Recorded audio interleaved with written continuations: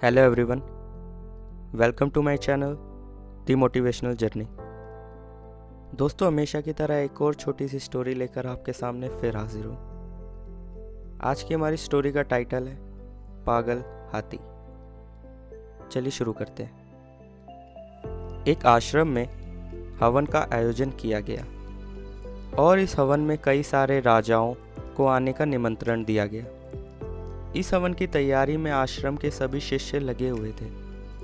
तभी इन शिष्यों के पास आकर इनके गुरु इनसे कहते हैं, हवन करने के लिए हमें कई सारी लकड़ियों की ज़रूरत है, इसलिए आप सभी जंगल जाकर वहाँ से लकड़ियाँ ले आए। गुरु की आज्ञा मिलते ही सभी शिष्य जंगल चले जाते हैं और लकड़ियाँ इकट्ठी करने लगते हैं। तभी एक शिष्य को एक जंगली हाथी आते हुए दिखता है।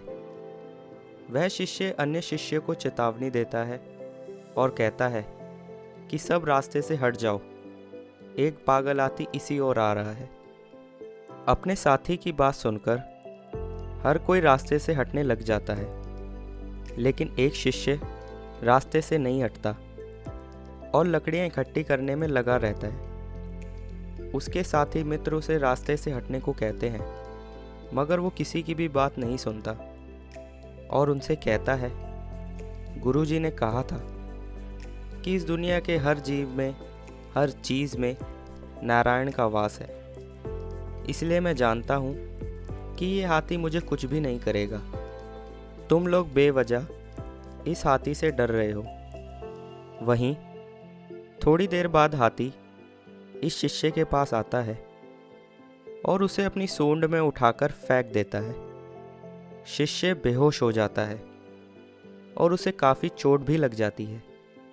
उस शिष्य के साथी उसे उठाकर आश्रम वापस ले आते हैं और वह काफ़ी देर तक बेहोश ही पड़ा रहता है। कुछ देर बाद जब उसे होश आता है और तब गुरु अपने शिष्य से कहते हैं, तुम पागल हाथी को देखकर रास्ते से क्यों नहीं हटे? शिष्य गुरु से कहता है, आपने ही तो कहा था कि इस दुनिया की हर चीज़, हर जीव में भगवान का वास होता है। इसी वजह से मैं अपनी जगह से नहीं हटा और मैंने हाथी को भगवान समझकर उसे नमस्कार भी किया, मगर उस हाथी ने मुझ पर ही हमला कर दिया और मेरी ये हालत हो गई। अपने शिष्य की यह बात सुनकर गुरु उसे कहते हैं, हाँ, मैंने तुमसे कहा था कि इस दुनिया के हर जीव में भगवान का वास होता है, लेकिन जब अन्य शिष्य तुम्हें वहाँ से हटने को कह रहे थे, तब तुमने उनकी बात क्यों नहीं मानी? क्या तब तुम्हें उन लोगों के अंदर भगवान नज़र नहीं आए? इंसान को सदा हालातों को देखकर ही निर्णय लेना चाहिए और हमेशा अपने दिमाग का इस्तेमाल करना चाहिए। जो लोग एक ही बात को पकड़कर बैठ जाते हैं और उसी पर विश्वास करने लग जाते हैं, वो लोग मूर्ख होते हैं।